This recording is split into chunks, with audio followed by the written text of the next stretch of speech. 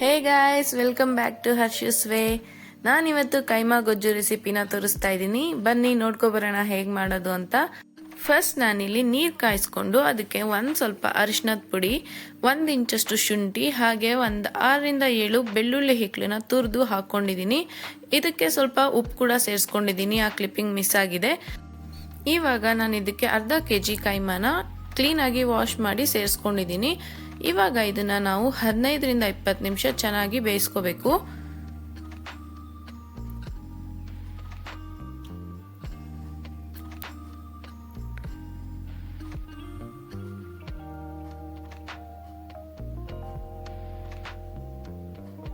ಇವಾಗ ಇದು ಆಗಿದೆ.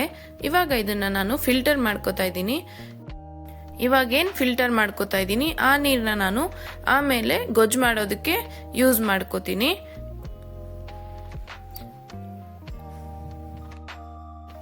ಇವಾಗ ಗೊಜ್ಜಿಗೆ ರೆಡಿ ಮಾಡ್ಕೊಳ್ಳೋಣ.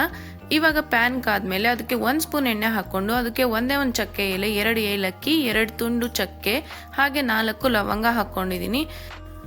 ಆ ನಂತರ ನಾನು 1 ದಪ್ಪು ಈರುಳ್ಳಿನ ಕಟ್ ಮಾಡಿ ಹಾಕೊಂಡಿದ್ದೀನಿ. ಈರುಳ್ಳಿ ಚೆನ್ನಾಗಿ ಫ್ರೈ ಮಾಡ್ಕೋಬೇಕು. ಈರುಳ್ಳಿ ಚೆನ್ನಾಗಿ ಫ್ರೈ ಆದ್ಮೇಲೆ ಅದಕ್ಕೆ ನಾನು 1 ಹಸಿರು ಮೆಣಸಿನಕಾಯಿನ ಸಣ್ಣಗೆ ಕಟ್ ಮಾಡಿ ಹಾಕೊಳ್ತಾ ಇದ್ದೀನಿ. ಹಾಗೆ ಸ್ವಲ್ಪ ಜಿಂಜರ್ ಗಾರ್ಲಿಕ್ ಪೇಸ್ಟ್ ಕೂಡ ಸೇರಿಸ್ಕೊಂಡಿದ್ದೀನಿ. ನಾವು ಆಲ್ರೆಡಿ ಕೈಮಾ ಬೇಯಿಸ್ಕೊಳ್ಬೇಕಾದ್ರೂ ಸೇರಿಸ್ಕೊಂಡಿರ್ತೀವಿ ಜಿಂಜರ್ ಗಾರ್ಲಿಕ್ನ, ಹಾಗಾಗಿ ಇವಾಗ ನೋಡ್ಕೊಂಡು ಹಾಕೋಬೇಕು. ಇದೆಲ್ಲ ಚೆನ್ನಾಗಿ ಫ್ರೈ ಆದ್ಮೇಲೆ ಮಸಾಲೆ ಪುಡಿಗಳನ್ನ ಸೇರಿಸ್ಕೊತಾ ಇದ್ದೀನಿ. ಸ್ವಲ್ಪ ಅರಿಶಿನ ಪುಡಿ, ಹಾಗೆ ಖಾರಕ್ಕೆ ಬೇಕಾದಷ್ಟು ಖಾರದ ಪುಡಿ, 1 ಸ್ಪೂನ್ ಧನಿಯಾ ಪುಡಿ, ಹಾಗೆ ಸ್ವಲ್ಪ ಗರಂ ಮಸಾಲೆ ಪುಡಿ ಸೇರಿಸ್ಕೊತಾ ಇದ್ದೀನಿ.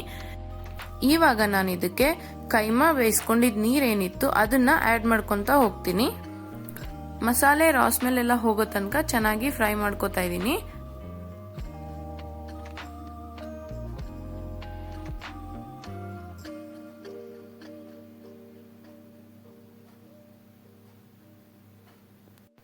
ಚೆನ್ನಾಗಿ ಫ್ರೈ ಆದ್ಮೇಲೆ ಇದಕ್ಕೆ ನಾನು 1 ದಪ್ಪು ಟೊಮೊಟೊನ ಚಾಪ್ ಮಾಡಿ ಹಾಕೊಳ್ತಾ ಇದ್ದೀನಿ.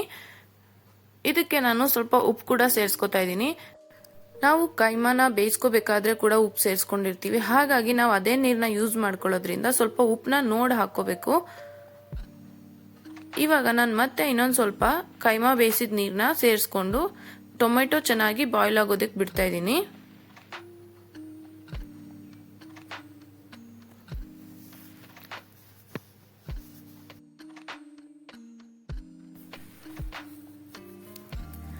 ಇವಾಗ ನೀವು ನೋಡ್ತಿರ್ಬೋದು ಟೊಮೆಟೊ ಚೆನ್ನಾಗಿ ಬಾಯ್ಲ್ ಆಗಿದೆ. ಇವಾಗ ಇದಕ್ಕೆ ನಾವು ಬೇಯಿಸಿಟ್ಕೊಂಡಿರೋ ಕೈಮಾ ಏನಿತ್ತು ಅದನ್ನ ನಾನು ಹಾಕೋತಾ ಇದ್ದೀನಿ.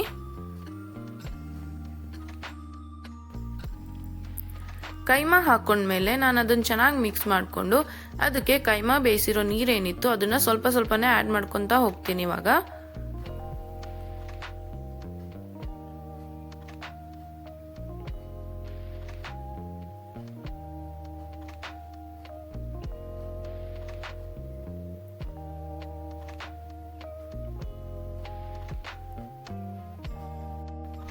ಇಲ್ಲಿ ನಾನು ಸ್ವಲ್ಪ ಜಾಸ್ತಿನೇ ನೀರನ್ನ ಆಡ್ ಮಾಡ್ಕೊಂಡಿದ್ದೀನಿ. ಹಾಗೆ ಸ್ವಲ್ಪ ಇವಾಗ ಉಪ್ಪನ್ನು ಕೂಡ ಆಡ್ ಮಾಡ್ಕೊಂಡಿದ್ದೀನಿ. ಯಾಕಂದ್ರೆ ನಾನು ಟೇಸ್ಟ್ ಮಾಡಿ ನೋಡಿದಾಗ ಉಪ್ಪು ಸ್ವಲ್ಪ ಕಮ್ಮಿ ಇದೆ ಅನ್ನಿಸ್ತು, ಹಾಗಾಗಿ ನಾನು ಇನ್ನು ಸ್ವಲ್ಪ ಉಪ್ಪು ಹಾಕೊಂಡು ಇವಾಗ ನಾನು ಇದನ್ನ ಚೆನ್ನಾಗಿ ಬೇಯೋದಕ್ಕೆ ಬಿಡ್ತಿದ್ದೀನಿ. ಕೈಮಾಗೆ ಪೂರ್ತಿ ಮಸಾಲೆ ಏನಿದೆ ಅದೆಲ್ಲ ಚೆನ್ನಾಗಿ ಅಬ್ಸರ್ವ್ ಮಾಡ್ಕೋಬೇಕು, ಅಲ್ಲಿ ತನಕ ಚೆನ್ನಾಗಿ ಬೇಯಿಸ್ಕೊಳ್ಳೋಣ.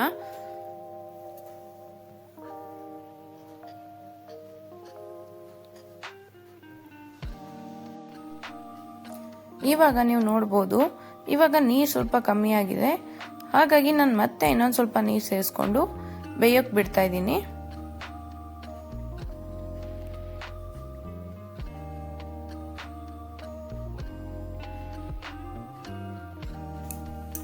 ಇವಾಗ ಇದು ಆಲ್ಮೋಸ್ಟ್ ಆಗಿದೆ. ನಾನು ಇದಕ್ಕೆ ಎಕ್ಸ್ಟ್ರಾ ಎಗ್ ಆ್ಯಡ್ ಮಾಡ್ತಾ ಇದ್ದೀನಿ. ನಿಮ್ಗೆ ಎಗ್ ಬೇಡ ಅಂದರೆ ನೀವು ಇಲ್ಲೇ ಸ್ಟಾಪ್ ಮಾಡಿ ಇದಕ್ಕೆ ಲಾಸ್ಟಿಗೆ ಕೊತ್ತಂಬರಿ ಸೊಪ್ಪು ಸೇರಿಸ್ಕೊಂಡ್ರೆ ಮುಗೀತು. ನಾನಿಲ್ಲಿ 4 ಎಗ್ನ ಆ್ಯಡ್ ಮಾಡ್ಕೋತಾ ಇದ್ದೀನಿ. ಎಗ್ನ ಆ್ಯಡ್ ಮಾಡ್ಕೊಂಡಾದ್ಮೇಲೆ ಚೆನ್ನಾಗಿ ಮಿಕ್ಸ್ ಮಾಡಿ 5 ನಿಮಿಷ ಕುಕ್ ಮಾಡ್ಕೊಂಡ್ರೆ ಸಾಕು.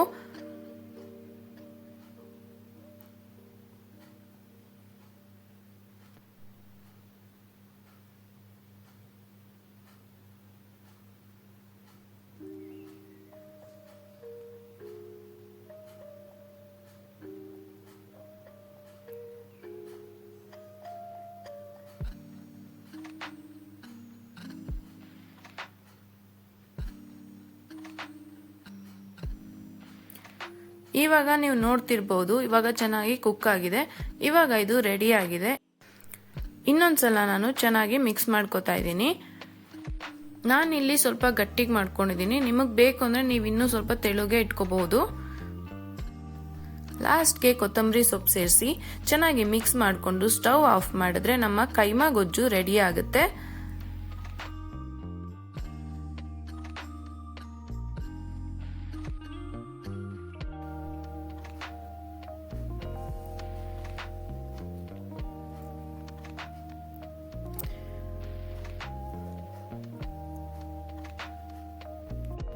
ನೀವು ಒಂದ್ಸಲ ಟ್ರೈ ಮಾಡಿ ನನಗೆ ಕಮೆಂಟ್ ಬಾಕ್ಸಲ್ಲಿ ಕಮೆಂಟ್ ಮಾಡಿ ತಿಳಿಸಿ ಹೇಗಿತ್ತು ಅಂತ.